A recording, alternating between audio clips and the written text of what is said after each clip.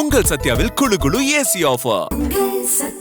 சென்னையில் நீண்ட நாட்களாக எதிர்பார்க்கப்பட்டு வரும் கிளாம்பாக்கம் ரயில் நிலையம் மற்றும் பேருந்து நிலையத்தை இணைக்கும் ஆகாய நடைபாதை ஆகியவை எப்போது பயன்பாட்டுக்கு வரும் என்ற தகவல் வெளியாகியுள்ளது. கடந்த 2023 செப்டம்பர் மாதம் கிளாம்பாக்கம் ரயில் நிலைய பணிகளும் அதே ஆண்டு டிசம்பர் மாதம் ஆகாய நடைபாதை பணிகளும் தொடங்கப்பட்டன. பல்வேறு காரணங்களால் இந்த திட்டம் பல முறை காலக்கெடுவை தவறவிட்ட நிலையில் தற்போது இறுதிக்கட்டத்தை எட்டியுள்ளது. 79 கோடி ரூபாய் மதிப்பீட்டில் கட்டப்பட்டு வரும் இந்த ஆகாய நடைபாதை ஜிஎஸ்டி சாலையை கடந்து கிளாம்பாக்கம் பேருந்து நிலையத்தையும் புதிய ரயில் நிலையத்தையும் நேரடியாக இணைக்கும் வகையில் எஸ்கலேட்டர்கள், லிப்டுகள் மற்றும் படிக்கட்டுகளுடன் கூடிய நவீன வசதிகளுடன் அமைக்கப்பட்டு வருகிறது.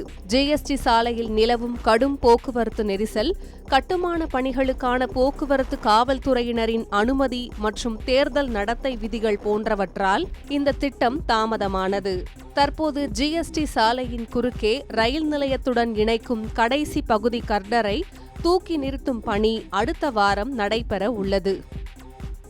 ஈரோட்டிலிருந்து வரவிருக்கும் வெல்டிங் பிளேட் வந்தவுடன் கான்கிரீட் போடும் பணிகள் முடிவடைந்து ஜூன் இறுதிக்குள் ஒட்டுமொத்த ஒருங்கிணைப்பு பணிகளும் நிறைவடையும் என்று சிஎம்டிஏ அதிகாரிகள் தெரிவித்துள்ளனர். இதற்கிடையில் கடற்கரை செங்கல்பட்டு புறநகர் ரயில் பாதையில் வண்டலூர் மற்றும் ஊரப்பாக்கம் இடையே அமையவிருக்கும் கிளாம்பாக்கம் ரயில் நிலையத்தில் மேற்கூரை மற்றும் பயணிகள் இருக்கைகள் அமைக்கும் பணிகளும் தீவிரமாக நடந்து வருகின்றன.